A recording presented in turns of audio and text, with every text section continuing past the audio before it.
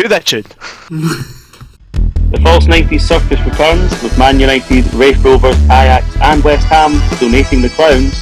Giovanni Van Bronckhorst's Rangers finally surrender to something, and will the podcast last longer this time than Tony Watt sticking to one club? After 8 long months, we're back!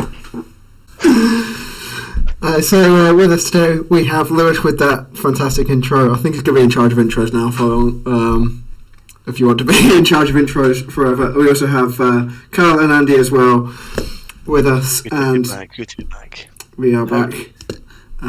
We haven't done one of these since before the Euros quarterfinals. So it's been a very long time.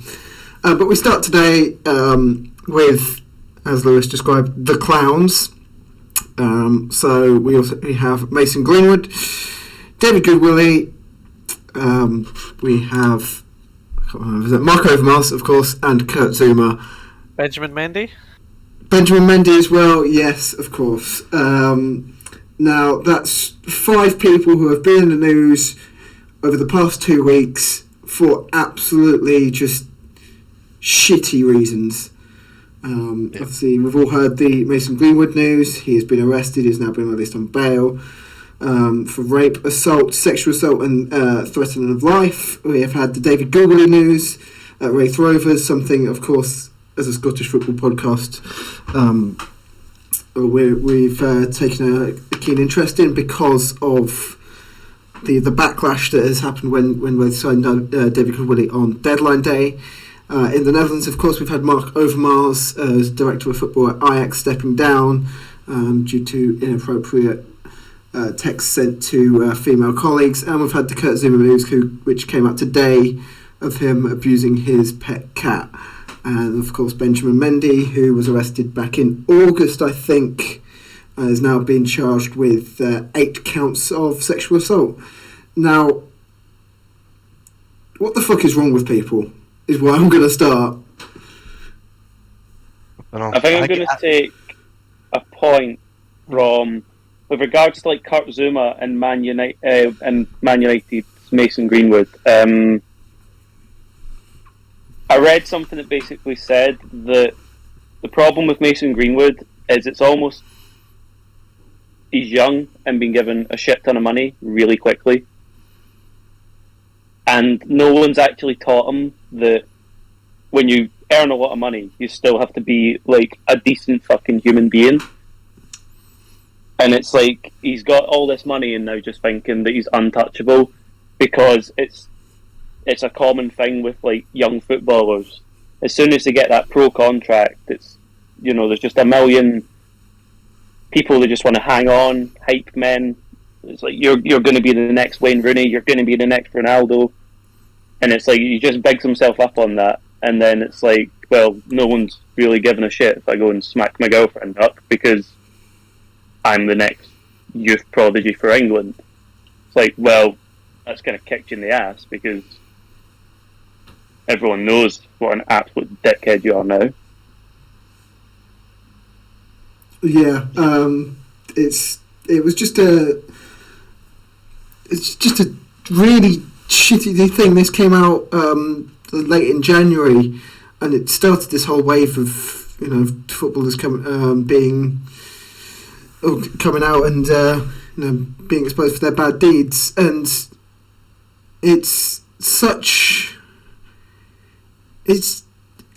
were people always like this? Like, because it seems like it's in the last 2 weeks it's just exploded. It might just be recency bias, but was everyone always like this? I think it's the money, to be honest. It genuinely is. Obviously, I don't know how much Greenwood's actually on, but I know he's in a lot of money. And it just shows you that the power that the football players, young football players, think they have. It's not right. And obviously, I feel for obviously Zuma's cat and obviously Greenwood's ex now. Yeah. Obviously. Hopefully, they get the help that they need. And obviously, the cat I don't know about, but especially. I think the RSPCA are investigating 100%. Katsuma, so I'm sure that cat will be taken away and that's not just for them as well. It's for everyone, anyone that's happened to. Best thing to do is to get help and not hide it in for long, because it'll just make it even worse.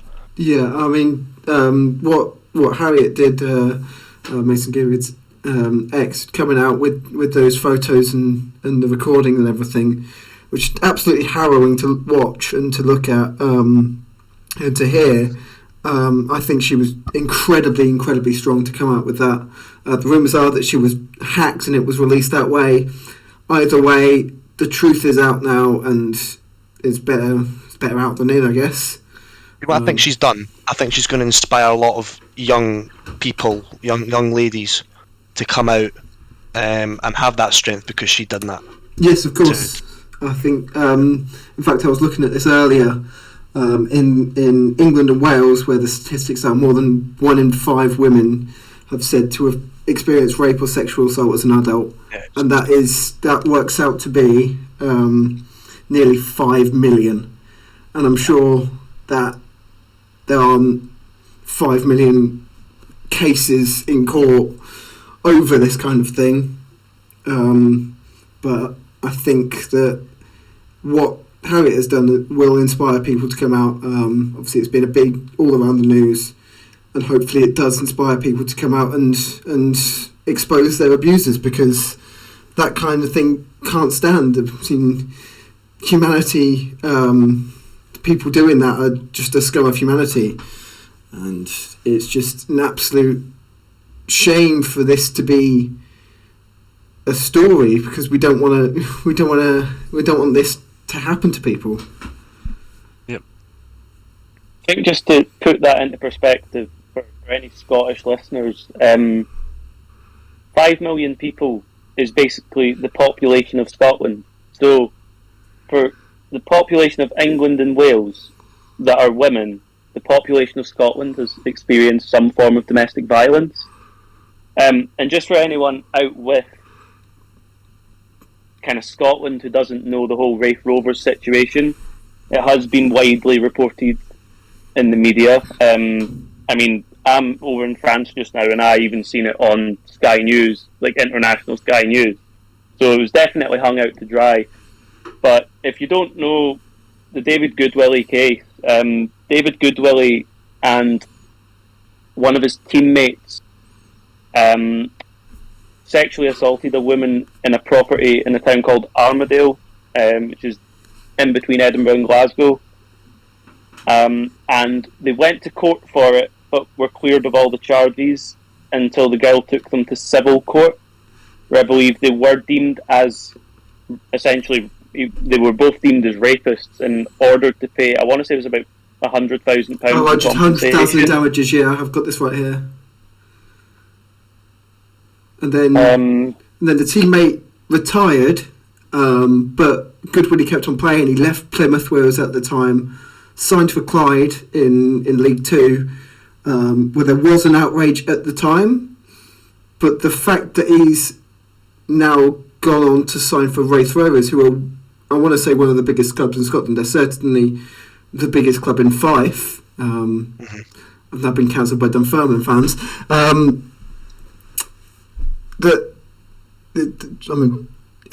It was such an outrage that one of the main sponsors pulled out. The women's team has now gone completely independent from Raith Rovers. Their captain quit, the women's captain, and they've just been condemned across all media. And what I find disgusting is the fact that the first statement that the board come out with about this was the fact, always a proven goal scorer,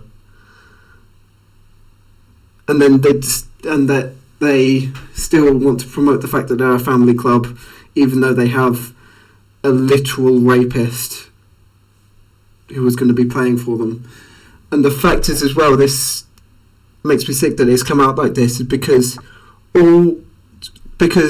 there's a lot of little kids who watch football, and they have their role models and they have their idols, and these days they have they would have had Mason Greenwood as an idol, someone who's come through the Manchester United youth system. They'll have Kurt Zouma as an idol, was a very good defender for Chelsea, Everton, when he was at West Ham. David Goodwillie, probably in the past, kids have looked up to him as a good goal scorer, as an idol. And back to back in the past as well, Mark Overmars, kids at the time would have looked up to him as an idol. And now they'll look at these people, and if they look at them as an idol, maybe they'll think, maybe that's how I should act. And that is a problem in society as a whole, that maybe we shouldn't hold footballers up to this high role model standing, or is it the fact that we should be condemning them harder to make sure they aren't role models in the first place? I feel like Andy can touch better on especially the David Goodwillie situation, seeing as Andy, I know you've been to Starks Park before, and you also are from the Fife area. I mean, it's got the David Goodwillie thing is it's a two-sided coin. So there was minor outrage at Clyde, but he'd already been at Plymouth before that. But obviously, down in England, they'd released him eventually because not because of his conviction as a rapist, but just due to his off-the-field antics. Like, not only is he has a history. I mean, they call him a proven goal scorer, but if you look at his record, like his criminal convictions, he's been done for assault 3 times. He's raped someone. He's robbed someone, and 10 goals a season doesn't really erase that. And Raith Rovers market themselves as like the biggest community club in Scotland. Their board members are elected, the club's community run, the oldest women's team in Scotland. So if any club were to not sign somebody like him, it would be Raith Rovers. So if they're clearly desperate to escape the confines of the Championship and push out. But there's plenty of other players that they could have looked at, and the fact that half the board resigned over it, they said it's not like they just saw a name, saw goals, and signed him. They clearly had a discussion over it. They talked about his past, and they still decided it was a worthy decision. And obviously, David Goodwillie's not someone who's ever really been a promising young icon to other kids and stuff like Greenwood. But I mean, it's almost like football, I feel, is the one sport where you seem to be able to keep your career after doing, sort of deplorable things. But then there's always the media love to label certain footballers as scum, and others as angels who'll do no wrong. So, again, like, you don't want to absolutely dogpile on and label all footballers as, how many footballers does this happen to? Because obviously there's 1 million registered footballers in the UK, right? So obviously a small 0.1% of them are committing crimes and doing nasty things. So you can't label all footballers. However, you need to set examples. So I think the people who do it should probably have their careers just completely upended. Yeah, I agree as well. Like, if you do something that deplorable, you should not be in a position where you could be a role model. If you want to be back into society, or whatever you want to be, back into society after, say, you've been convicted, work in a shop. Do something that isn't going to make you a role model for kids who will watch you weekend after weekend after weekend, celebrate you scoring goals, that kind of thing. Like, yeah. Not just that. It's like with regards to Mark Overmars, right? Mark Overmars is already an idol in the eyes of not just the generation that watched him play, but even our generation, because people will go back and watch him play in a Netherlands team with so many other talented players. He was part of Arsenal during one of their best periods. I'm sure he was there at the Invincible season. Yeah, he was part of Ajax, Champions League winning sides. He was part of he was at Barcelona for a while as well. It's like Mark Overmars is probably one of the greatest midfielders in history, or wingers who played winger or midfield. I think it was either left mid or left winger. It just depended on what setup he was in. Yeah.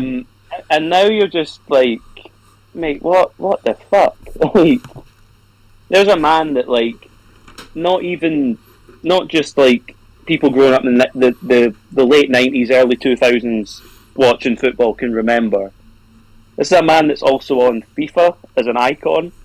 So there's going to be little kids packing Overmars and like, oh, who's he? And then they do a Google search and they're like, oh, wow, he's amazing. And now it's like, but you're a pervert. You know, it's like Andy's right. There's so much things you can do in football and just nothing happens with them. Like, I'll go back nearly 6 years now, 7 years to the Adam Johnson thing, right? But Adam Johnson got convicted of child sex offences. Sunderland still fucking played him when they had the police report. The police report is enough in any job other than football. You know, if you're working down Sainsbury's, working down Tesco's, and someone gets a police report and the first thing it says is child sex offences, you're getting sacked. Yep. Why was he still allowed to play? Why is it with the words rape? Right, because rape isn't something that's like, you know, rape isn't just stealing a chocolate bar. Rape's like one of the worst crimes in the world. Because it doesn't just destroy someone at the time, it destroys someone probably for life. Mentally, yeah. And it can lead to suicide. Yep. And it's like, we all, I think we're all guilty at sometimes where we're like, oh, went and played Sunday League today and oh, absolutely raped this guy. Like, you can't make jokes like that, really. Yeah. Because it's a serious fucking crime. But it's like, so there you've got Adam Johnson accused of raping a child, and then the police report comes in and it says child sex offences, and Sunderland are still playing them because it's just all about survival in the league at the time. If Man United get the police report from Mason Greenwood and it clearly states that he's raped his ex-girlfriend, or anyone else for that matter, because this could spiral out, he needs to be sacked there and then. Yep. It's like Benjamin Mendy is not sacked from Man City, he's just suspended. And the same with 8 count. And the same with 8 count rape. And the same with Gylfi Sigurdsson as well. He hasn't been officially suspended by Everton. Well, he's been suspended, but he hasn't had his contract cancelled. That went really, really quiet though, and that has I gone don't know how much truth there is in that. I heard actually that it might not be Sigurdsson; it could be Allen, the Brazilian midfielder. I'm not too sure. But I'm sure something will come out soon enough. But going back to what you said, Mark Overmars is still on FIFA as an icon, but Mason Greenwood has now been removed. He's also been dropped by Nike as a sponsor. But even then, that doesn't seem like enough. Even if the police report comes out and he has done what he's been accused of, then he should be, I want to say, cast away by society. Obviously, locked up as well. But yeah, as you said, these people are still able to be role models, even when they've done these things. Kurt Zuma started tonight in West Ham playing Watford, and they're still paid over the odds. Like, they are paid thousands and thousands and thousands of pounds a week, and they're still doing these deplorable things, and they've still been accused of deplorable things. Mason Greenwood's still getting paid, Benjamin Mendy's still getting paid, Kurt Zuma's still getting paid, Adam Johnson was still getting paid until he was released by Sunderland. I actually read something, and it absolutely shocked me. the fact that you can have in the Premier League, it's a rule that you can only suspend a player for 2 weeks. Yes, So yeah, now I saw that.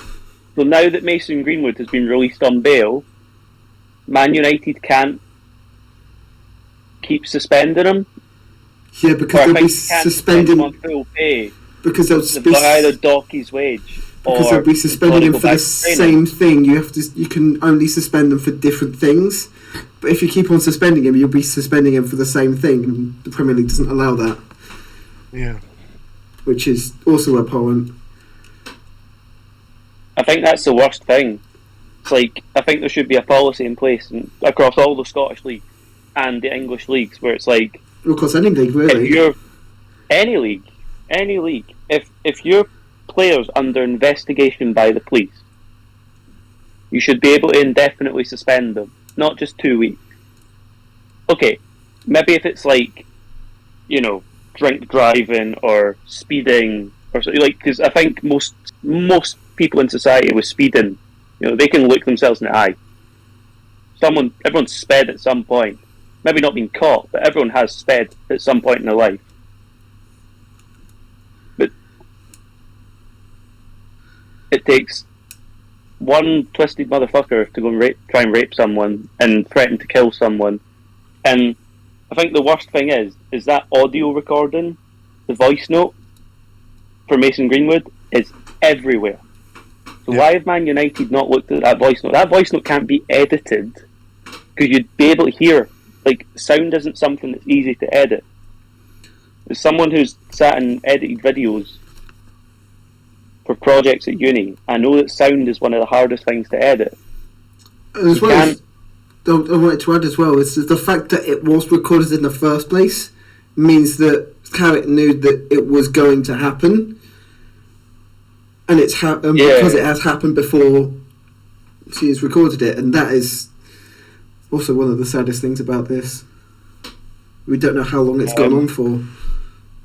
Yeah, did you hear the comments by Harriet's dad as well? Oh, that was disgusting as well. It's money. It's just money. Yeah. He's just obviously Mason's bought him a nice watch or something. He comes out saying, "Oh, Mason would never do anything like that. Like, it's your own bloody daughter he's assaulted." And it's part of the family. Part of the family. Oh, I've known him a long time. Oh, he's like my best bud because he bought me a fucking Hublot. Like, that fucked me off. Mm-hmm. That fucked me off. As a father, everyone protects their own, right? There's no part of any of us, if we had a daughter and found out that our boyfriend was doing that would not go out and, I'll put inverted commas around it, have a chat with him. Why would you go to the press and come out and say, "Oh no, Mason's a member of the family, he would never do something like this," when the evidence is out there? She's not done fucking Halloween makeup, mate. She's really... They ain't makeup on. It ain't tomato ketchup down her chin. It's blood. She's been punched by a man that you think is part of your family. Yeah. Oh. We've got other things to talk about. That's been quite a long time we've been talking about that. I mean, we had to talk about it in a way. I mean, we've done pods like this before where we've talked about abhorrent behaviour by football players or people in football, and it's just going to keep continuing. But the more we talk about it, the more people will know about it and try to get the people who are doing these things out of football, out of the public eye, and into a place where people can't learn from them, and into a place where people can learn from them and do different, but in a place where you don't want younger kids picking up the wrong examples. But we will now move on to a slightly happier topic, because last week was transfer deadline day, and the biggest move of deadline day was the loan signing from Juventus to Rangers of Aaron Ramsey. Yes, indeed. And this is a player who's played games, a load of games for Arsenal, and he wasn't going to be. He hasn't played that much this season for Juventus, but he was offered out on loan. I think he was offered to Burnley. He rejected Burnley, but he has signed for Rangers, which is not only a coup for Rangers, but it's also a coup for the Scottish League as a whole. Yeah, totally. Well, obviously, we were sitting on the group chat when it was announced, so I think Andy, you weren't on that, but Sam, you definitely heard the hypeness in my voice, to be honest. To be fair, what a signing. I think a lot of people have said what a signing he could be. Obviously, he's proved himself in the Premier League, with Arsenal, of course. And obviously he's done quite a fair bit as well in the Wales national team as well. But obviously he's not played a lot of football, I think, since the last game was November. Yeah. So he's not played a lot of football because of the injury. But if he's got a chance now to obviously work with a top class medical team, obviously I'm not dissing any Juventus fans saying about their medical team. I'm sure they have a top class as well, but he'll get looked after a lot more because obviously Juventus have got obviously top class players, and obviously he'll slide down the radar a wee bit. At Rangers he'll be high profile, so he's got a good chance to work with a really proven squad, and he could slot in very well with Gio's tactics. And obviously once we get him fit, I'm going to be quite confident he'll probably be the best midfielder in the league, 100%. He made his debut at the weekend, didn't he? Against he came on. Yeah, he came on. Looked very promising. Obviously, his 15 minutes he came on for, so you could hear the Ibrox crowd go quite wild. So yeah, he's got a lot to prove, and hopefully he will. Just need to give him obviously time to work with the medical staff and get him back up to full fitness, and I'm sure when he gets back up to full fitness he'll be a fantastic player for Rangers and very key to. A lot of people are saying obviously he's a key to winning the league. I wouldn't say so. To be honest. One player doesn't determine the league, for example. It's obviously he can be part of a squad that wins the league. But yeah, you'll be a big help, and obviously I know some Celtic fans are shitting themselves, obviously. So I don't know. We'll see what happens. But yeah, it's a very good sign for Rangers. I just want to jump in, like, as a non-Old Firm fan. I'm really excited for this. Like, this season, not even like at the start of this season, before this kind of January transfer window, I probably would have said Rangers are going to run away with it again and win the 56th or second league title, depending on your views.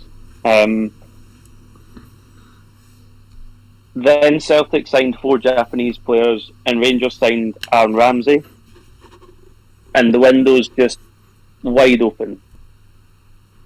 Well, sorry, signed 3 in the January window, 3 in January, and Kyogo in the summer. But this is now like probably going to be one of the best finishes in like recent Scottish Premiership history. This is probably going to be one of the closest ones since Helicopter Sunday, I think. Yep. I'm really looking forward to actually watching it. In fact, watching it. In fact, I made the joke after the Old Firm saying this could be Helicopter Sunday 2, Staunch Boogaloo.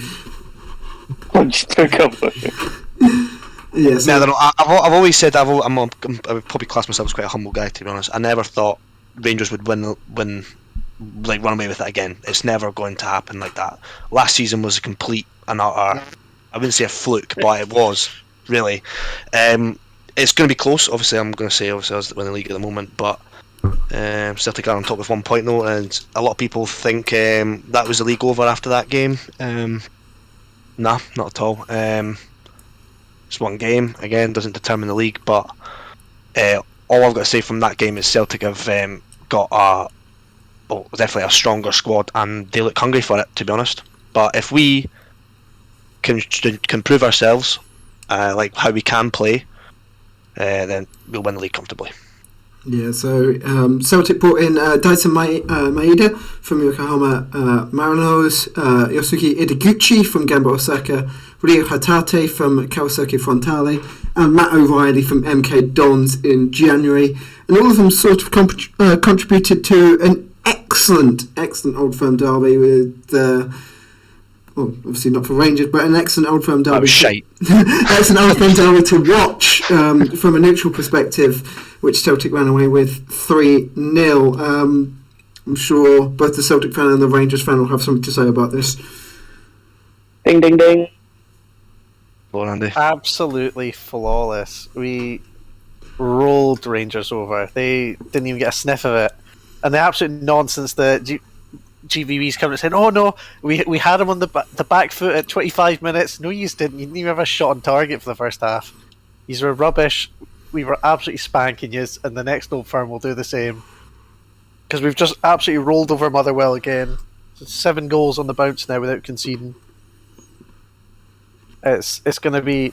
The gap is going to widen, and we're just going to walk away with it. And I'm not getting carried away with myself. Unless you change manager. Unless you change manager overnight. All I'm going to say is Gerrard's first Old Firm. What happened? Got steamrolled, and what happened after that? Won the league. Correct. No, he lost 2 more league titles first.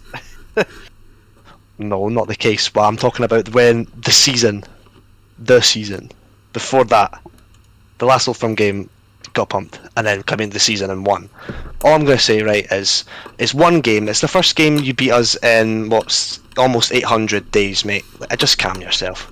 COVID was just a beer last time you beat us. Rangers can only play when there's no fans in the stadium. So honestly, your arrogance, Andy, is really quite funny, to be honest. If you think that you're gonna win the league after one Old Firm game, well, yeah, Rangers couldn't get worse than that. Yeah, I'd agree with that. You steamrolled us, of course you did.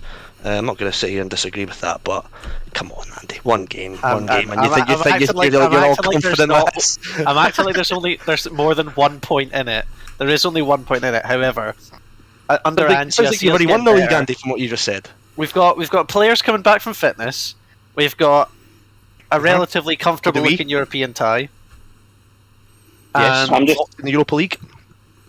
I'm just away grab the popcorn. It's easier, less stressful, less travel distance. Well, go on then. Go and win the Conference League. Go and win the Conference League then. I'd love to. In fact, although I'm not sure it gives us any automatic qualification for anything, though. So Europa League. We still need to win the league. Europa League. Oh well, if we win the league, we get automatic qualification for the Champions League. So I'd rather get that. Yes, and I think honestly, this is one of the basically whoever wins the league is basically a £40 million. Yeah, it's a big one this year, definitely. So I think both teams, it'll be nice if they're hungry for it, you know? Like, next Old Firm... All I'm going to say, Andy, I'm going to quote what you've just said, and you're going to steamroll us the next game, yeah? Write it down. Right? Next Old Firm, there's definitely going to be a couple red cards coming out. Like, nah, I don't see that at all, to be honest, mate. Absolutely. But yeah, I was sort of summing up, yeah, we were shite, really. Quite embarrassing, to be honest. I don't understand why we sat off for about 25 yards from the first whistle. You could tell, literally, see from the first kick of the game, Goldson, like, wasn't even fucking looking at the ball when he got past it. It was just shite, honestly. You could tell from the first, obviously, before what's his name, Hatate scored. Nah, mate, fucking hell. Looks like it's gonna be a fucking long day. Honestly, it could have been about 6, to be honest. Anyway, move on. And then obviously a really big response from us at the weekend. Okay. The big win there against Hearts. Was it 5-0? Yeah, 5-0. Easy, slapped. That's more like it. That's all I'm going to say, to be honest. Morelos back. All people say he's not. Oh, he's this, he's that. He's so inconsistent. He's not a good striker. Blah blah blah. Whatever you say about him. You've got to admit he's a good striker on his day. It's good to have him back, to be honest. We needed him in that Old Firm game, but also we needed every single player on that pitch to step up. All I'm going to say is, that Old Firm game, going back to that, Ryan Jack was the only player I got pass marks for me, to be honest. And that's when he came on in the second half, he definitely changed the game up, shored up the midfield. Yeah, like I'd like to see him as a start. I'd like to see him a regular starter for Rangers and certainly for Scotland as well. Come in for the Ukraine playoffs. I'd love to see Ryan Jack in that squad. It was a shame he missed it in the Euros because I genuinely think he could have been an absolute menace against the English midfield in the Euros. So I'd love to see him get fitness back and come in for the World Cup qualifier. I'm not going to comment on the Euros, but yeah. So a couple of moments ago, Andy mentioned the Conference League where Celtic will play Bordeaux Glimt, and that's where I'm going to bring it back to transfers because Hibs signed 2 players from Bordeaux Glimt, Rona Hoiger and Elias Hoff-Milkersen, in January, along with Chris Muller from Orlando, Dimitri Mitchell from Blackpool, Sylvester Jasper from Fulham, and Rocky Bashiri on loan from Norwich. But the main news regarding Hibs transfers is the outgoing of Martin Boyle, who has joined Falsi in Saudi Arabia, which is a big loss for Hibs. He's a big player for them, but also for the league as well. He was a very, very exciting player to watch, and it's sad to see him go.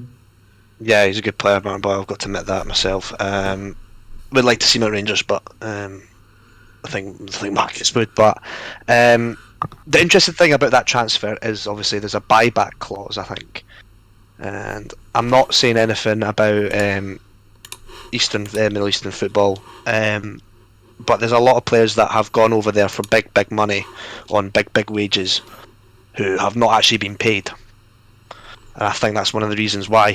So I wouldn't be surprised if we see Martin Boyle back in the Premiership again, to be honest, in the coming future. That's a good shout. And with regards to Hibs, since he left, it's been a bit hit and miss. Hibs haven't won since their Scottish Cup game over Cove Rangers. They haven't won in the league since Boxing Day. 0-0 draw with Hearts during last week, which was that was a terrible game. I watched that absolutely terrible derby. I think it was one of those derbies which was tense. If you're intrigued in it as a Hibs fan, I am.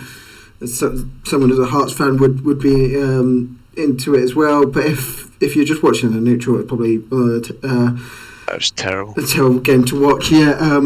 But so I'd say some good performances from Ryan Porteous, Kevin Dabrowski in goal as well, making his senior debut, and yeah, it seems like a good improvement. But then at the weekend, 1-0 loss to St Mirren, and up next are the champions Rangers tomorrow. In fact, so it looks like it could be tough times coming up for Hibs. But we'll move on. I think we haven't got Marcus here to do any rants, so we'll move on now to Motherwell, to Lewis. How have they been over the past few months or so? Have they looked good? So a lot of outgoing transfers. Obviously, the biggest one being in the January transfer window, Tony Watt moving to Dundee United. It was originally supposed to be a pre-contract. Yeah, but he made it permanent, didn't he? It was signed permanently in January rather than a pre-contract for the summer. Yeah. And I feel like Andy, did you just say it's a sideways move? Sideways in a sense, yeah. I mean, he's going from one mid-table club to another, but almost to the pain of Motherwell fans. Like, I understand sideways moves. If you're moving sideways to a more ambitious team or a team who maybe work to your play style more, but for all we know, he could suddenly go from being SPFL top scorer with Motherwell and then not score again at Dundee United. I mean, it's a very, very, very... It's possibly the most sideways move you could make. I think it's an absolute terrible move, to be honest. I think, like, honestly... From Dundee United's perspective, I see why the move was done. You know, get one over on Motherwell and take their top scorer. But from a Motherwell perspective, letting him leave is an absolute awful move. Like, from Dundee United, it's a really good move. Obviously, Motherwell, I would say it's a really shit move, to be honest. The only reason why I see him leaving is money-wise, but again, I don't think Dundee United have got much money. They've got much more money. Motherwell probably have. They've got this, I would probably say Motherwell have got more money than I don't know finances and stuff like that, but Motherwell been in the Premiership much longer, and then obviously when we do well in Europe and Celtic do well in Europe, the whole league gets money. So I don't know. I don't know. Obviously, it was a pre-contract, wasn't it? yeah, so it was a pre-contract. It was meant to sign in the summer, but Dundee United made it permanent in January, so he's moving there early. That's a weird move. I don't know. It's a strange move, but I would probably like to see Tony Watt still at Motherwell, but he was flying, wasn't he, that Lewis? He was absolutely flying for us. And now we're kind of left in a position where there's just really no one can score for us. We had a stalemate with Hibs. Obviously, we managed to beat Greenock Morton, but that went to the death. And I mean, it was a Liam Donnelly screamer in their 120th minute of extra time. Although it was funny to kind of watch Dougie Emery walk past a bunch of Motherwell ultras, just like old times. It was like watching Hamilton Accies again. But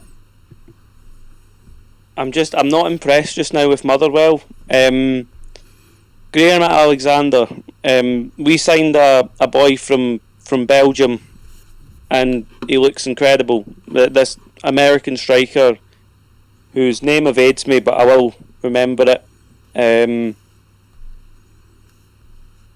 will come to me. And he, like, I've watched videos of him on YouTube, right?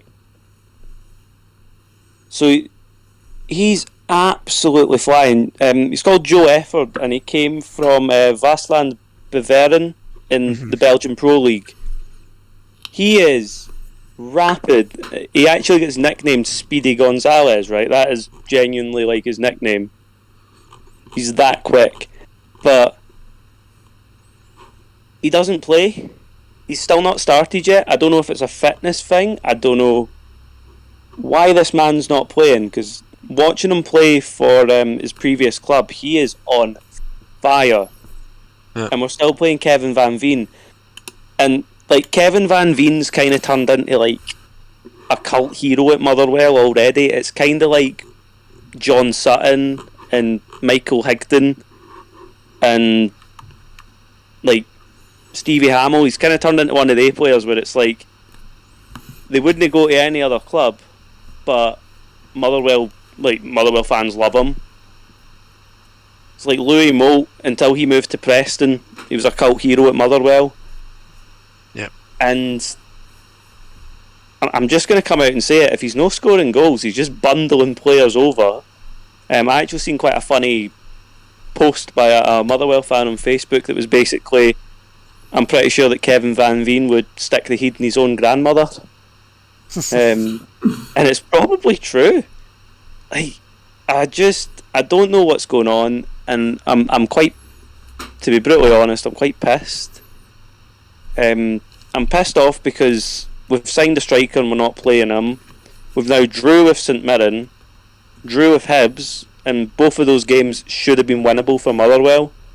The Celtic game, I fully agree with the comments made by Liam Kelly after that game, that there was no way we were going to go out and beat Celtic or draw with Celtic, because Celtic are just on top form just now. You can't stop Celtic. But we are absolutely fucked for Sunday. We're going to get done over by Rangers about 4 or 5-0 as well. Sorry, not Sunday. The next time we play Rangers, which is 2 weeks on Sunday. I'm really, really nervous for this Saturday. I'm really nervous for the Scottish Cup. I've never been this nervous for a cup tie against Aberdeen. Ever. Oh. In the league, I'll hit you with some stats. Motherwell rank 10th in the league for shots on target per match, 3.5, compared to that of Celtic, 7.2, Rangers, 6.8. Yeah. So even Aberdeen, 4.5, are third in the league. So someone like Motherwell to be so far down on those kind of rankings, in terms of not getting shots away, shows that they need a striker, surely, and they have one just sitting on the bench gathering dust like a Scottish. He's gathering dust. This guy looks amazing. He does. He looks absolutely phenomenal from the videos I've seen on YouTube of him in the Belgian leagues. And he's just sitting on this bench because we rely on Van Veen. Van Veen can score, but he needs service, and that's what Tony Watt gave him. Yeah. Tony Watt gives him the service, or Kane Woolery can give him the service. There's no one around him just now that can give him service. Tony Watt, right? Tony Watt is a bagsman, but also can get involved in an attacking setup. That's proven at Dundee United. He hasn't scored yet for Dundee United, but he's been involved in a lot of their attacking setups. And he scored a lot for Motherwell. He became the league's top goal scorer for fuck's sake. But he was also giving Van Veen service, which was getting him the goals. I feel like Van Veen is like, it's like an Alan Shearer, you know, like is a goal poacher. He doesn't make the moves. He just likes to stand near the box and put his foot through it when he gets a bit of open space in front of goal and try and bury it. And that's good to have if you've got the service around him. And we don't have this. We just don't have the service. We'll probably come on to predictions later, but you'll probably hear it in my voice just now. I've never been so unconfident as a Motherwell fan. Yeah. Before. It's just, it's a worrying time when you're not even playing a striker. You have the least amount of shots on target,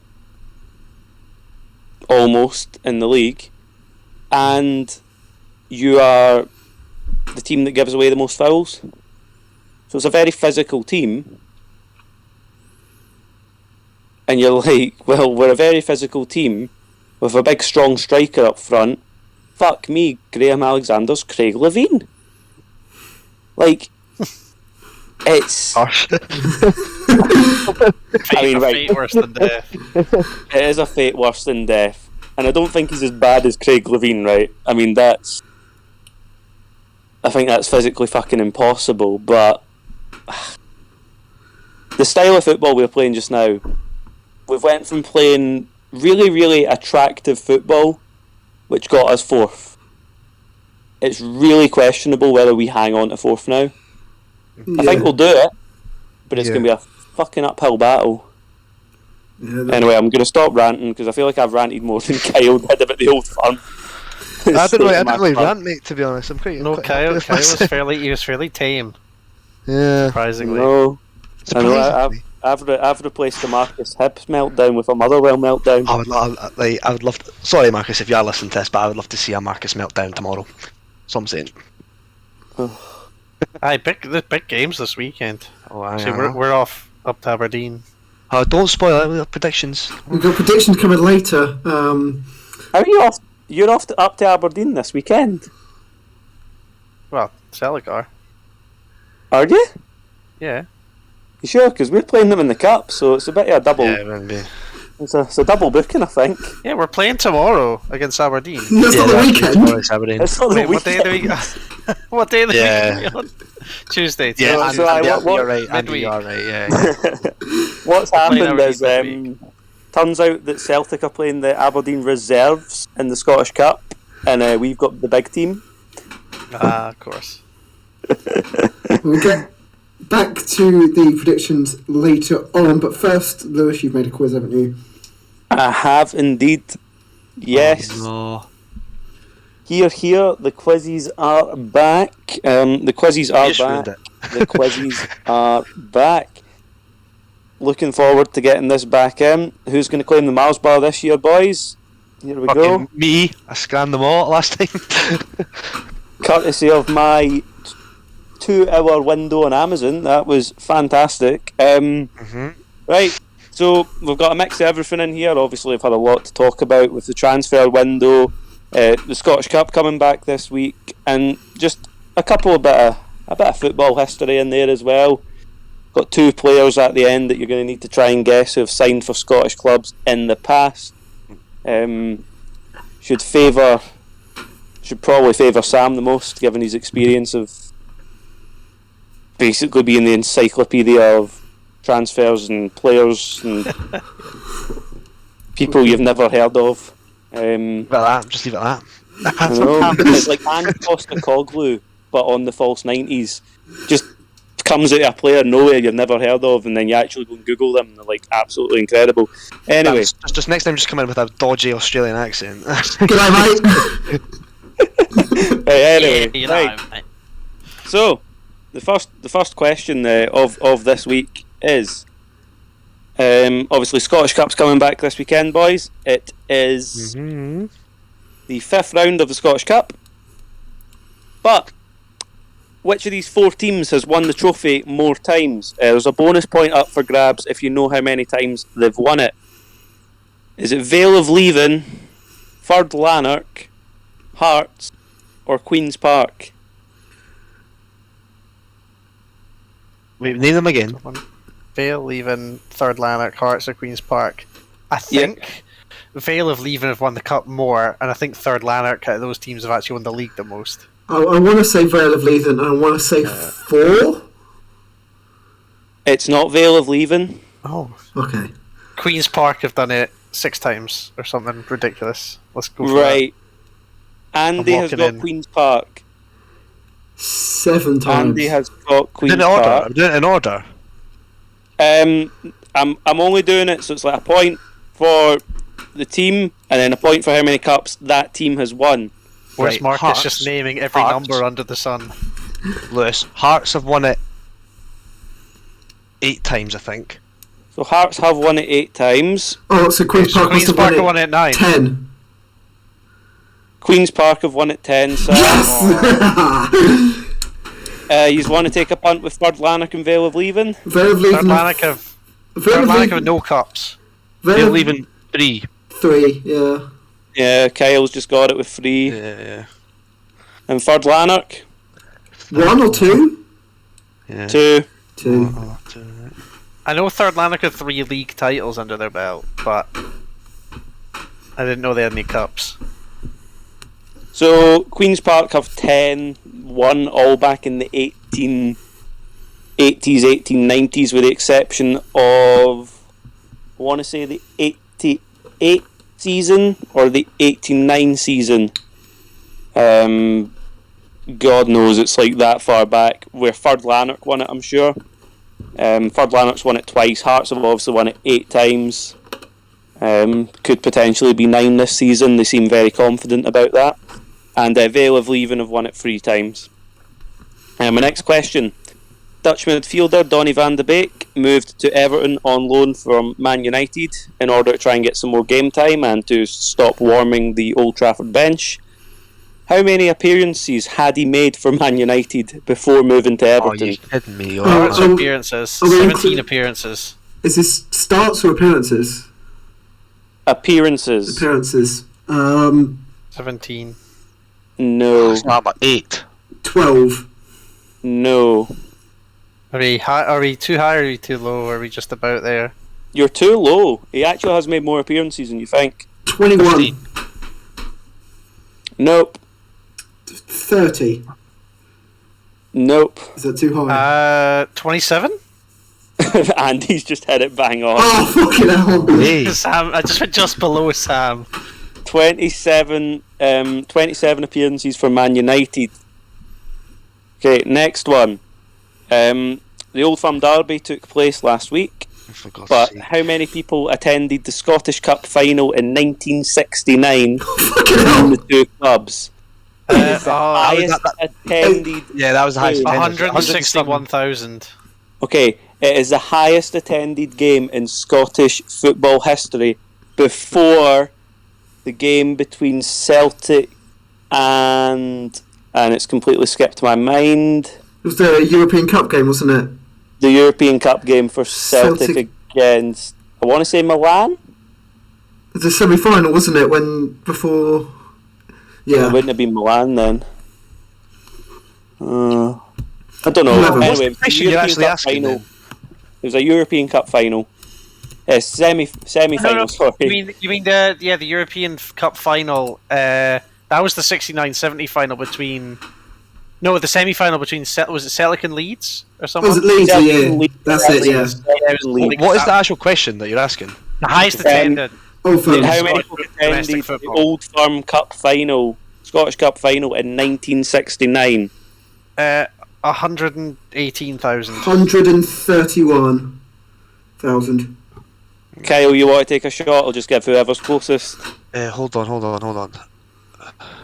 Nah, it was like, it's definitely 130s. I could say like 132. I'm gonna give Kyle it because he's only 870 off. Oh, not bad. Oh, I'll okay. do that. Okay. So the most attended game in Scottish League. Okay, so Scottish League or Cup. Aye, obviously domestic, the yeah. in Scottish football is the Celtic Leeds European Cup, but 132,870 people were at Hampden Park in 1969 for the Celtic Rangers Cup final. Damn. Now, Can you imagine that many people going to a final this time? They'd be out. Nah, no chance. Pandemonium. Exactly. There will, Especially an old-time game as there well. will be deaths. That's all. it's mad to think though that like 132,000 people used to be able to get into Hampden, and now it's like 50. Yeah, that's If you're because lucky. you're 60 metres away from the pitch at Hampden. And also as well, like Outpost. back then, you could have just like stood side by side all the way around. You packed them like cattle, but now it's seats. Yeah. Yeah. Kiss the players almost.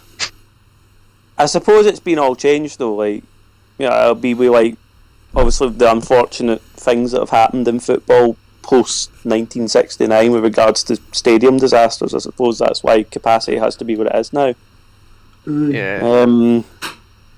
Anyway, Sean Maloney was unveiled as the new Hibs manager following the sacking of Mr. Let's concede one goal then do fuck all, Jack Ross. How many appearances did he make for Celtic in his career over two spells? No. No, Sean Maloney. Sean Maloney. Jack not Ross Jack made 0 appearances for Celtic, I can tell you that. It wasn't that many, was it, Andy? Oh, it's definitely somewhere between 100 and 200. I'm just going to say like Really? 158 or something like that. Yeah. Fucking hell, Andy. Wait, did I hit it? You just hit that No, bang on. wait. Oh, fuck off, come on! 100 for us over 3 seasons, and then he came back and did 2 seasons and played about 50. So I just Yeah, jumped. it's 100. I am not kidding. This is according to Transfer Market. He's made 158 appearances for Celtic in his career. Oh, easy peasy.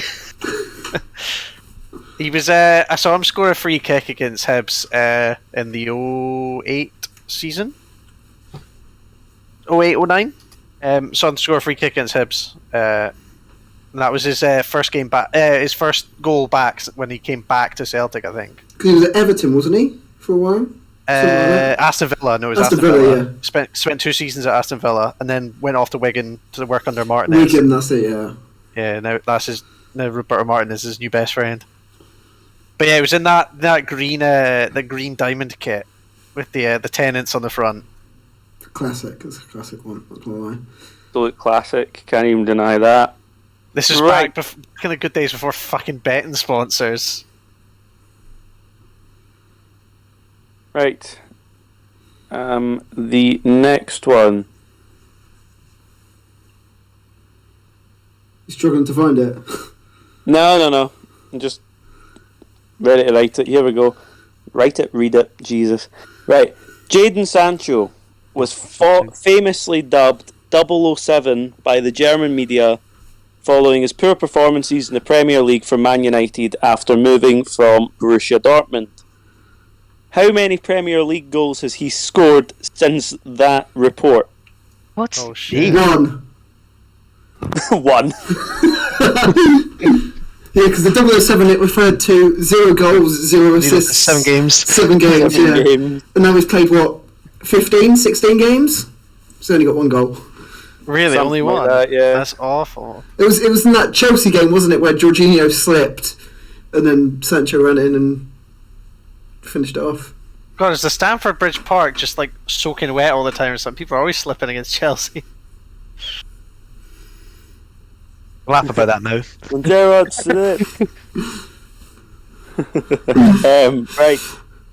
What former Scottish Premiership manager has won the most Scottish Premiership titles? Myth. Is that a tie? Is that a trick question? It is not. Jock Stein. Yeah, I was gonna say Big Jock. It's not Big Jock. Walt Smith. No, it won't be Walt.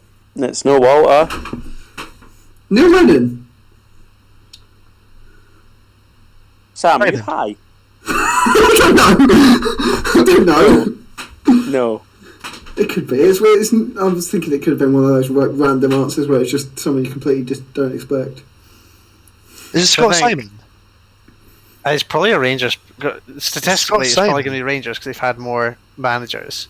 Unless it's Billy McNeil is the only other person I can think. It's not Billy McNeil. Who did you say, Kyle? Sorry? Scott Simon. No. It's got to be a draw, surely. It's not a draw. What about Jimmy McGrory? Nope. Walter Smith won 6. Jock Stein's won 6, I think. I'm sure Scott Simon's won like 5. Is this? Is it an old firm manager? It gotta is be. an old firm It's manager. got to be, yeah. And one of the clubs sing about him in one of their songs. Bill Struth. That's anybody. There you go, Kyle. Bill Struth. Oh, Bill Struth won 2 titles with Rangers. Yeah, but in terms of Premiership, League, Scottish League Championships, he's won a lot more. He's won one in 1946-47 season, and then the 1948-49, I think. This question's going to have to get updated in a couple of years when the answer's Ange Postecoglou. Oh, fuck off. I don't want any. I don't think he's going to beat Bill Struth. Honestly, this is madness. Are you sure? Did he win I am some not with positive about this. Did he win some not with Rangers? No, they are all with Rangers. Because he was manager of Rangers for like 34 years. Alright. It's mad how long he was Rangers manager. He was Rangers manager from 1920 until 1954. Fucking hell. Yeah. Right. Bonus point. How many do you think he won? 18. Andy, can you stop hitting my numbers bang on, man? Jesus. Because they went on an absolute rampage in that in between the wars. Didn't Right, turn you are you over? ready? 2021, 22-23, 23-24, 24-25, 26-27, 27-28, 28-29, 29-30, 30-31, 32-33, 33-34, 34-35, 36-37, 38-39, 46-47, 48-49, 49-50, 52-53. 18 league titles with Rangers as manager. On top of that as well, he's won 10 Scottish Cups. And I think 3 Scottish League Cups. Don't quote Jesus me. Christ. 2 God. Scottish League Cups. He's won Absolute 30 trophy. trophies in Scottish League Scotland. 30 trophies. Overrated manager, didn't win the League Cup a lot. Overrated. Right. Now, the I last... feel like Willie Maley has like quite a lot of leagues as well because he was manager from 1897. He was Celtic's first ever manager. 1897 January 94. I feel like he has like a 12 good or something. amount as well because he managed like 2,000 games. He must be somewhere like if they had 18 in that time in the same period, we were well behind actually. So maybe only about 10. So that's what Jock Stein 10. That's why he was my guess. Right, boys. Your last 3 questions relate to foreign imports into the Scottish leagues. So, your first one is, which Slovakian central attacking midfielder signed for Celtic from MSV Duisburg in 1998 for £200,000, scoring in Celtic's 3-0 defeat over Rangers in April 2001? Oh, first name, but I can't We pronounce have his second so name. many Eastern European players. I think I know who it is. Who do But you think it is? I can't say his surname. I can't fucking pronounce it. It's Lubo or Yeah. like Lumormir Is something he like not that. Czech? Oh, fuck, is he Czech? He's Slovakian. Hey, Yeah, Slovakian. Kyle, Lubo Just Moravcic? Slovakian. yeah. Morav. Kyle got it. Is it That's the one. Moravcic? Lubo Moravcic. I can never. I thought he was Czech for the longest time. Lubomir Moravcic, I think is how Yeah, you say it. Or Yeah. Lubomir Moravcic. It's Anyway, Moravcic. Lubo, yeah. Moravcic. I thought he was Czech for the longest Yeah. time. Well, it's from Czechoslovakia, so it's like Yeah. yeah. The Slovakian threw me off. I was trying to think, like, the only Slovakian I've ever thought was at Celtic was Venglos as manager. So he was signed from Duisburg in 1998 by Josef Venglos. Oh, there you go. See? And fun fact for you, Pavel Nedved, the Czech left midfielder, famously idolised him as well. Andy, I'm pretty sure he played in the Kennedy testimonial match. Yeah, in 2011. Yeah. Yeah. Played over 100 games for Celtic. Anyway, your next one. Which Spanish CDM signed for Motherwell in July 2001, only making 16 appearances for the club before being released after they entered administration? How are Bloody we hell. gonna know? When did he sign? 2001. July 2001. 2001. Jesus Christ. Wait, hold on. It must be someone that is relatively famous, otherwise he wouldn't ask this question, right? Like, he must have gone on to greater things. Or had already done greater things, kind of thing. Oh, wait. Nah. Gone for me.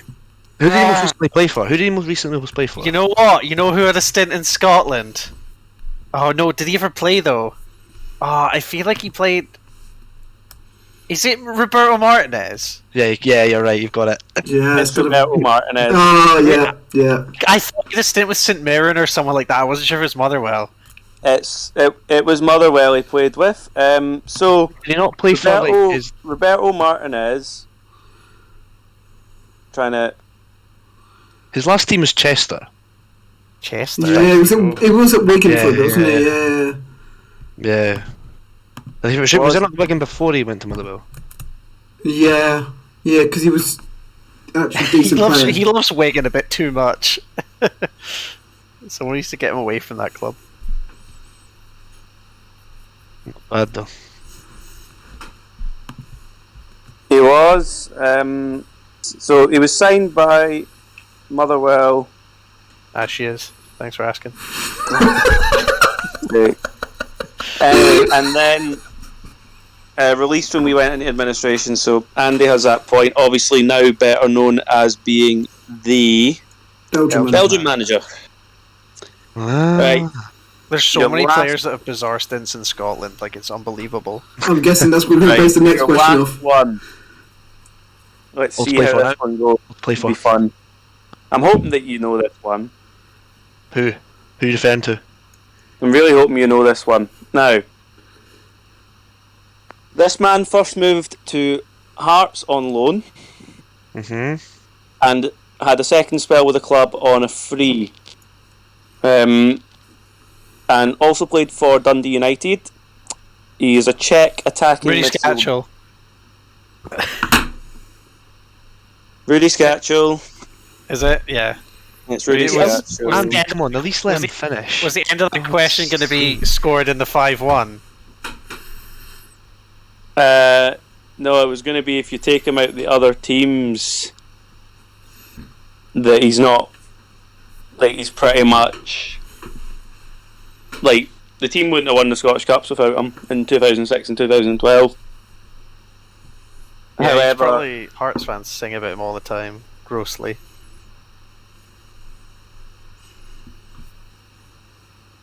shall we tot up the points then? Let's not, because I think I've done shit. I was on. I was on form. I was on quiz Terrible, and form terrible today. good. Kyle's on 4. Sam, you're on 3, and Andy's ran away with 6 because he hit all my figures bang on. I'm in your head, Lewis.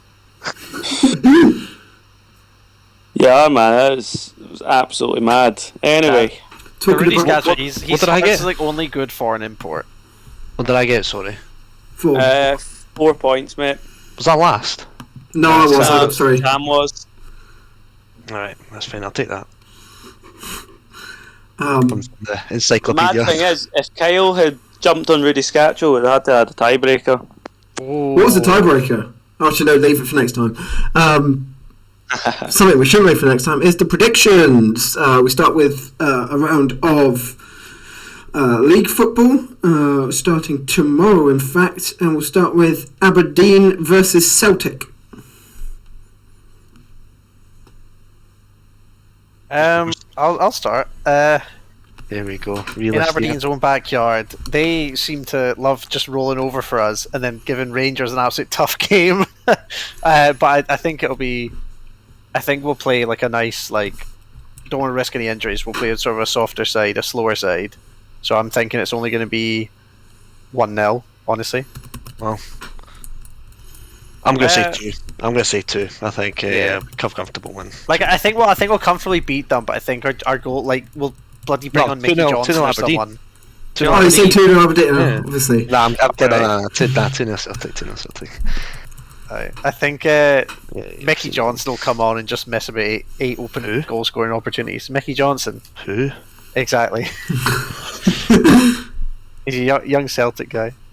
Oh, him. Oh, right. I'm going to go 3-0 to Celtic.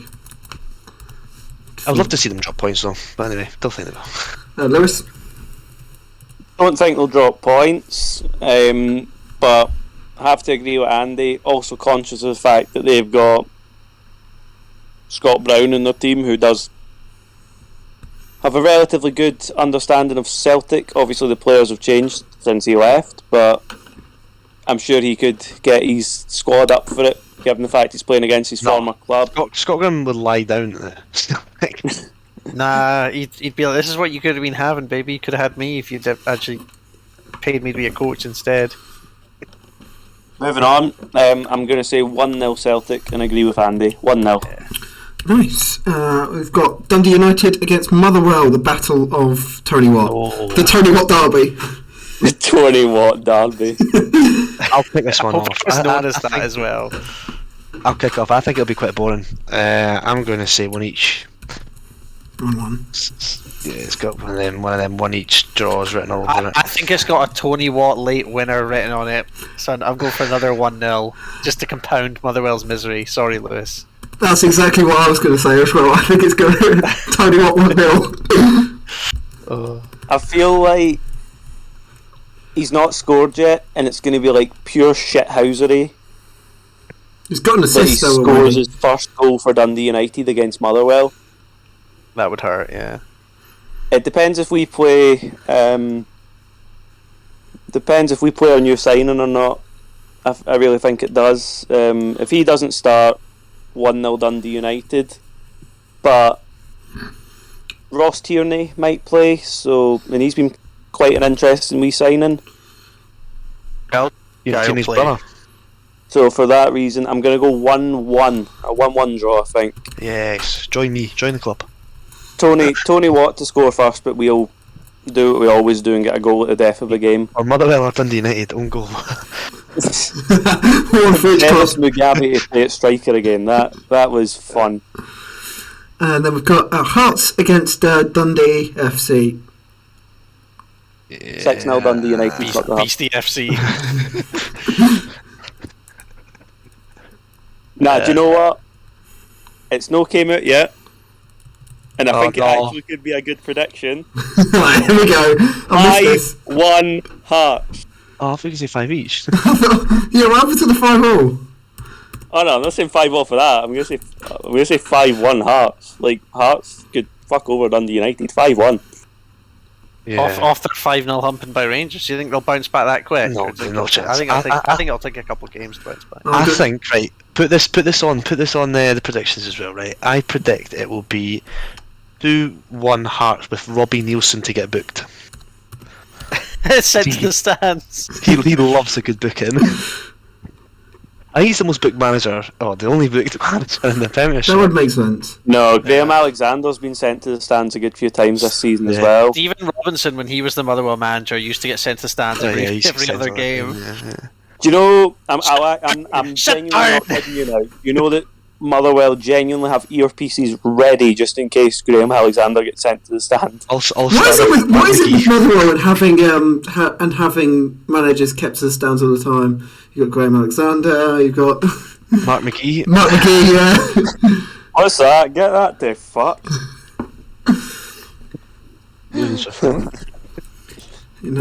I think Hearts will bounce back. I don't think they'll bounce back strong, so I'm going to go with probably just a solid 2-0. Yeah. And Andy. I think it's 2-0 Hearts. Actually, no, 2-1. I don't think they're shored up at the back enough. They're absolute XG. Hearts are absolute XG merchants. Talking about XG merchants, but on the other side, the club that has the most XG but the least actual goals, it's Hibs, and they travel to Ibrox to face Rangers. I'll say this one last. I'm not feeling good about this. I'm thinking like it's going to be probably like 3-0. Something horrible like that, unfortunately. Problem with Hibs is he always try and walk it in. What was Maloney thinking bringing Gogic on that early? Is it St Mirren now? Is it Gogic left? Oh. Yeah, it's St Mirren on the line. But that's his job. That's his job. No, I think 3-1 Rangers with Port just to get booked in the first half or sent off. Like he's getting a card or a penalty, or concede a penalty. Yeah, or concede a penalty. All three. Yeah, or all three. Yeah, exactly. yeah. Yellow, red, and a pen. Wouldn't put it past me. Ryan Porteous to pull a knife on Giovanni Van Bronckhorst or something like. Still can't say his name right, Lewis. It's not going to come out at this point. I feel like it's like my speech impediment thing. I just can't say the Rangers manager's name. Hey, Gio. GVB. GVB. Alright, I'm gonna say 4-0. Yeah, comfortable. And Lewis. Comfortable win for Rangers. Hibs are alright in defence, but I think Ryan Porteous is just too hot-headed and he will get booked or sent off or concede a penalty. And obviously Rangers will get that penalty at some point in the game anyway, so... I'm waiting for the tweet. 2-0 Rangers. 2-0 Rangers. 2-0, okay. Waiting for the tweet. Penalty to Rangers! Then we've got Ross County against Livingston. No. Ooh. Is that at the mac and cheese, no?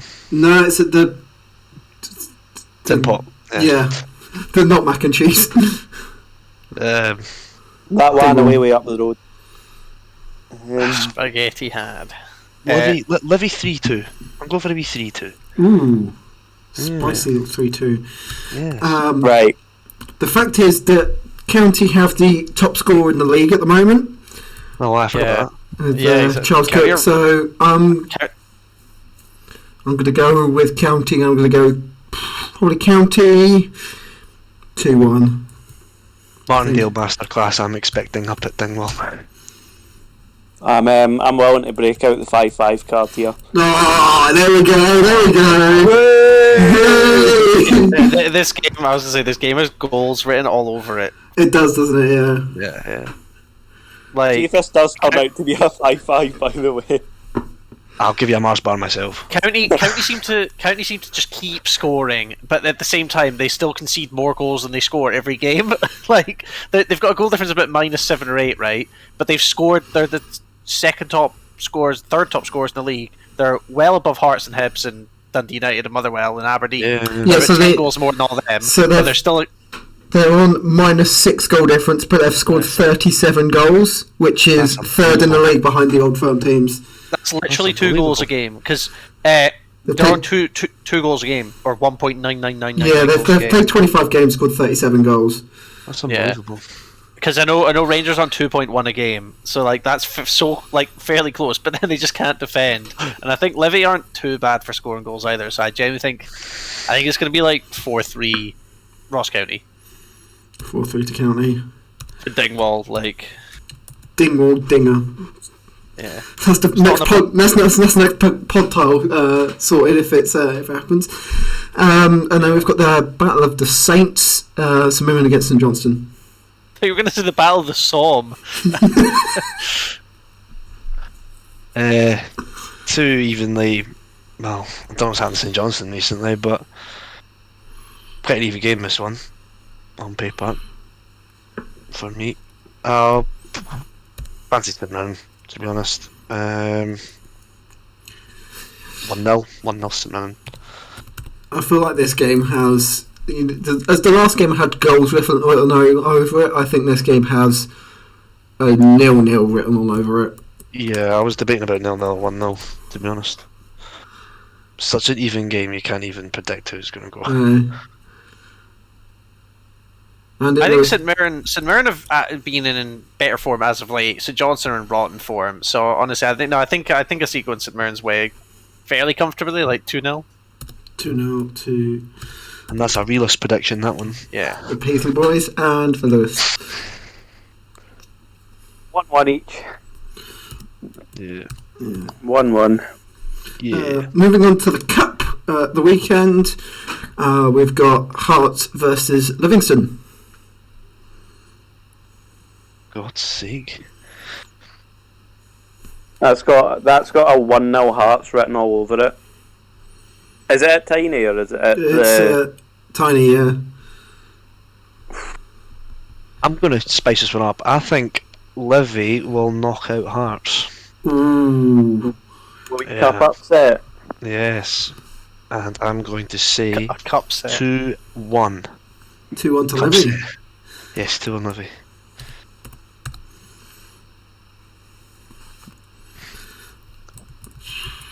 I feel like this has got... I think it's going to be a Robbie Nielsen... I don't want to say masterclass because he's... Yeah. He doesn't really do master. It's going to be a Robbie Nielsen-esque game and it's going to be a 1-0 win for Hearts, I think. The most boring game you ever watched and it's going to end 1-0. And they get sent off. He gets sent off at the end anyway. Andy Lewis. Yeah, I think Hearts will shithouse their way through. Actually, no, you know what? I think Livy have. I think Hearts they'll be a bit dilapidated. So honestly, I think Livy probably take them. We don't do replays, do we? Go straight to extra time and pens because I remember in the previous round I was at the Cove Hib game. It went to extra time. So yeah. I think it goes on pens, and I think Livy win on pens. So Livy on pens after what draw? 1-1 draw. 1-1. And Lewis. I feel like everyone else is going Livy, but I just can't see Livy pushing past Hearts. But it does have like one of those like really boring games of football written all over it. So I'm gonna say like 1-0 Hearts, but it's gonna come really late in the game. 121st minute. Nah, I don't think it's gonna go to extra time. But I feel like the goal's gonna come like the 88th, 89th minute. It's gonna be like really late on. Next up, we've got Motherwell and Aberdeen. In predictions, I'll go last for this one, boys. Yeah. Oh man. Yeah, 2-0 Aberdeen. I think I'm going to go for the same. Actually, it's going to be one of those games, isn't it? Well, lads, I'd like you to say thanks for me. Putting the Vaseline on my arsehole before he's completely and utterly fucked me.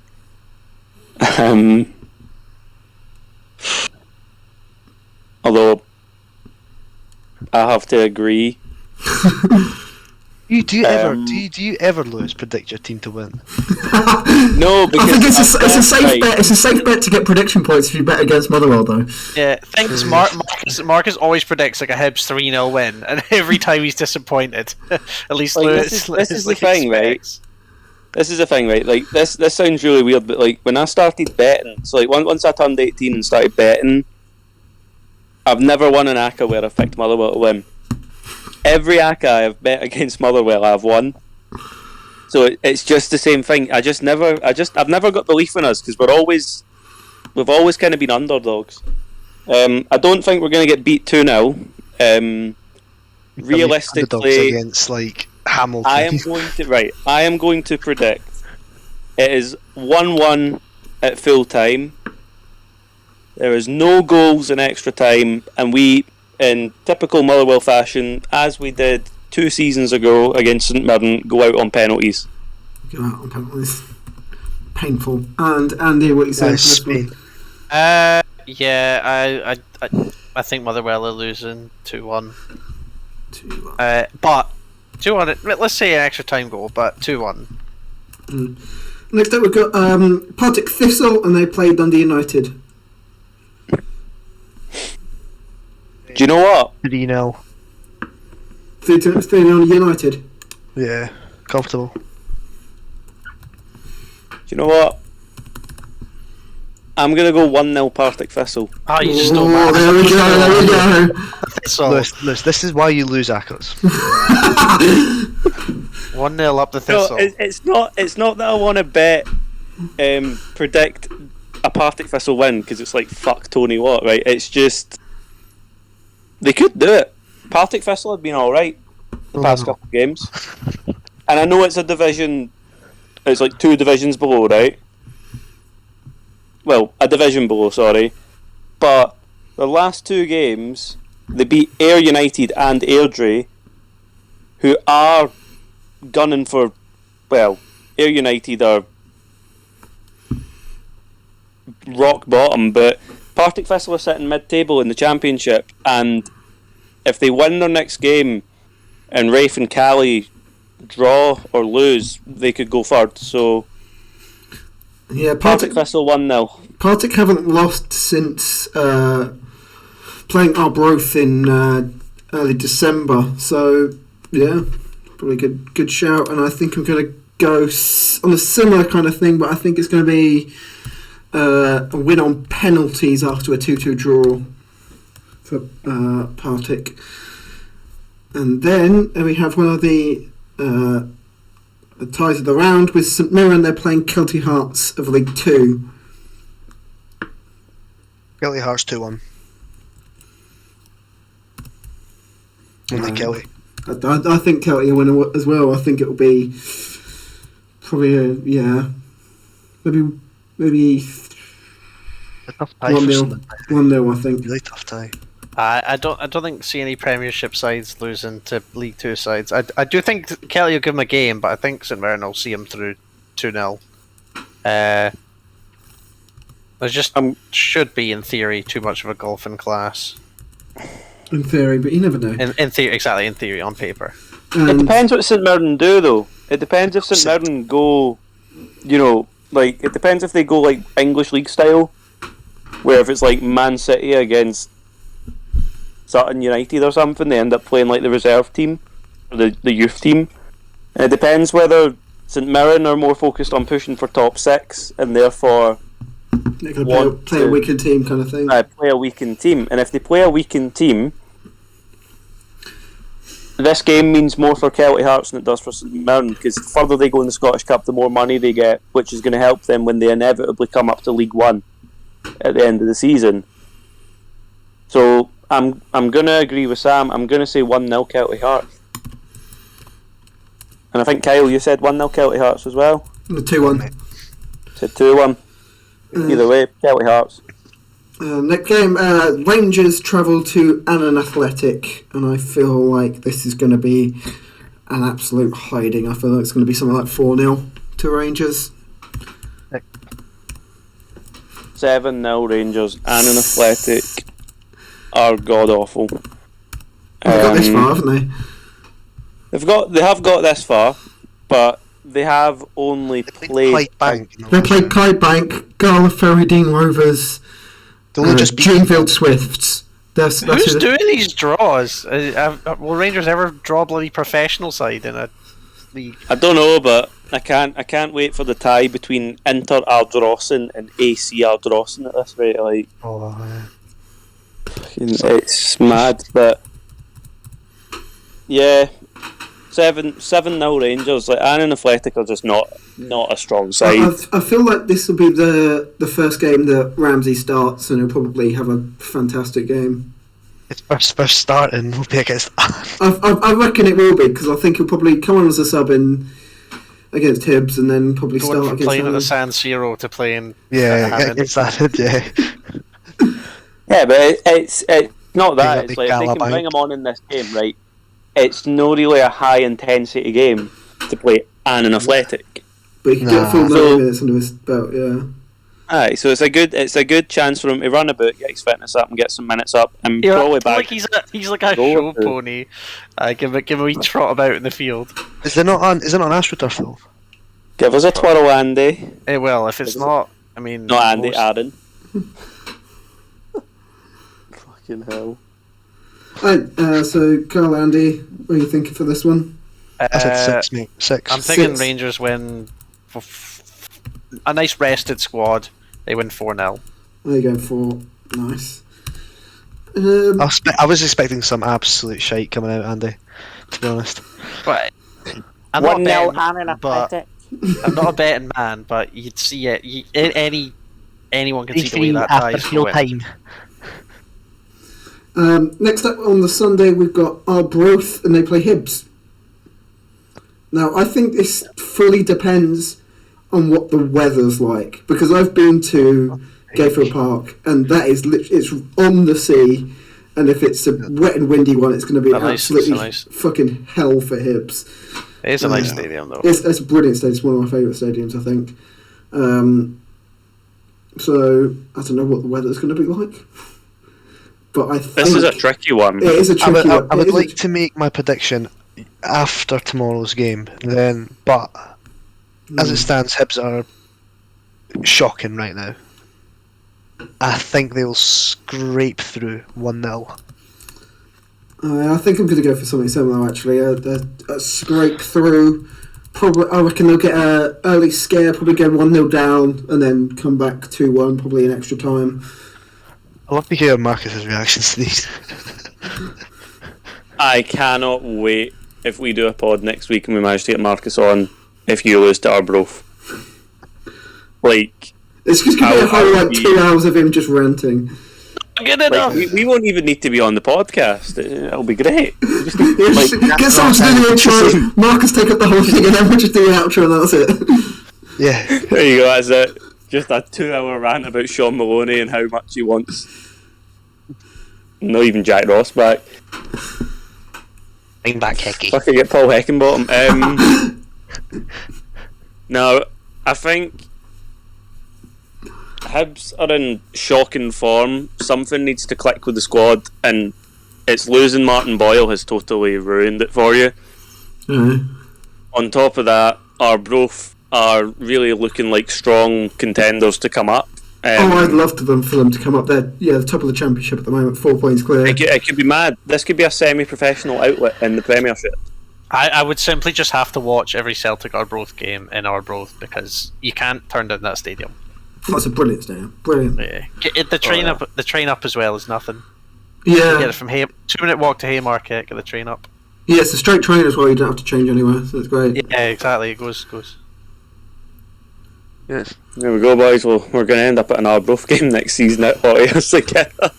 But realistically, I think Hibs will go 1-0 up, get too complacent. Arbroath's going to equalise, and then Arbroath 2-1 in extra time. Ooh. I actually want to go to the Estadio de Gayfield. It's the Camp Gayfield that you're on about. And Andy, what are you calling for this one? I think Hibs will see him out 1-0. 1-0. Yes. Next up, We've got Celtic, and they play Wraith Rovers. This has been our Celtic Rape Rovers. I think. Did you just say Rape Rovers? I did. Oh, I think purely over my disdain for the David Goodwillie signing, and then the immediate doubling down on the David Goodwillie signing. I think will be cancelled on Spotify. I think we'll beat them. A good 4-0 pumping. Yeah, I'm gonna say 4-0 as well. Maybe be 4-1 because 4-1. I'll put 4-1. yeah, 4-1. I'm good. Probably You go. know what Starfelt's like. No, yeah. I'm probably going to go something like 3-0. Sort of 3-0 for Celtic. 3-0. That's acceptable. It fully depends on what team Celtic play. Are you going to play you're not going to play your first team against Wraith Rovers? I don't know. It depends. Angie's he's not one to just he goes every game to win. He's not one just to roll over just because he thinks an opposition is lesser. Isn't everyone like that though, Andy? No, I mean if you look at your Premier League. Nah, games, but fair, I get what Andy's saying. Do you remember when Man City played? Was it Burton Albion in the semi-final of the League Cup? And they just put out an absolute youngster team. I mean, they rolled them 10-0 still, but they just complete disrespect to them. I do agree with what Andy's saying that Celtic play, but then Ange makes them play with a bit of respect, and I don't think he'd go out there and field the under-21s.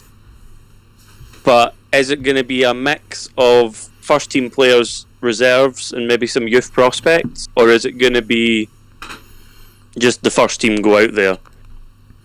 Either way, I can see this being 2-0 Celtic, because the only player that Wraith have that's a good goal scorer is one of their strikers, and it's not that one. He's a Canadian striker, and his name skips me. I want to say it's like Zanotto or something. And he's quite high up in the top goal scorer charts, but he's not going to be enough of a threat, not against Celtic. Okay, 2-0. And the last game of the weekend will be Peterhead, and they'll play Dundee FC.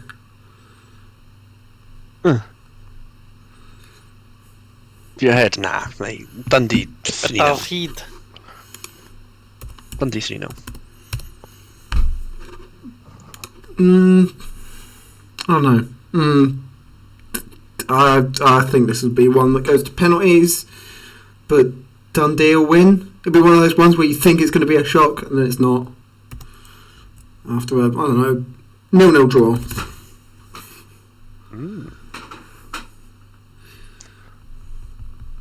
My apologies for that one. It's Zanata. It said Dario Zanata. The race guy, yeah.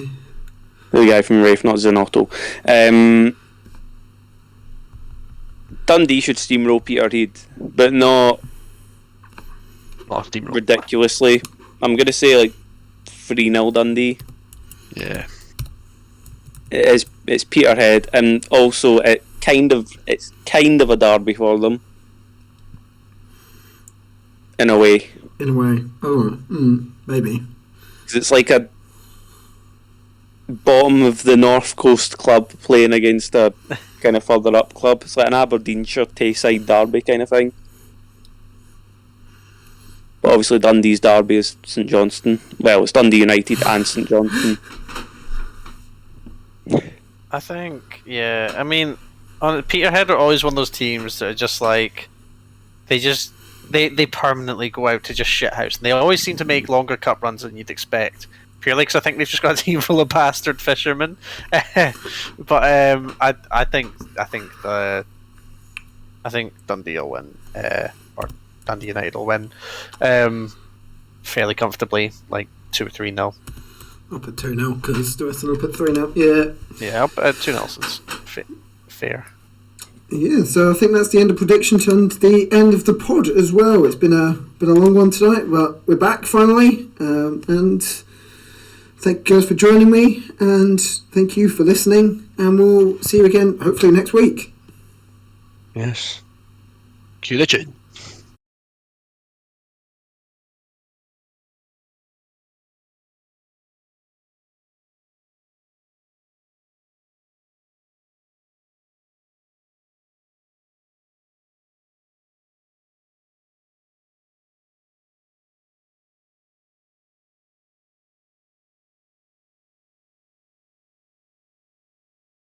If you've been affected by any of the issues relating to the domestic abuse discussed within this podcast, there are many links available to help you. Contact Samaritans on 116123 or visit their website at samaritans.org.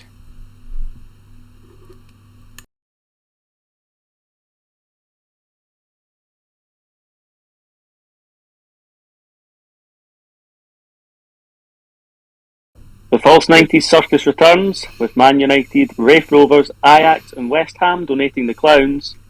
Giovanni Start again, I can't get Giovanni Bronckhorst. You just call GVB. Yeah, just call them GVB. Right. Let's go Gio Van Bronckhorst. He does that a lot in his interviews. Right. Take two.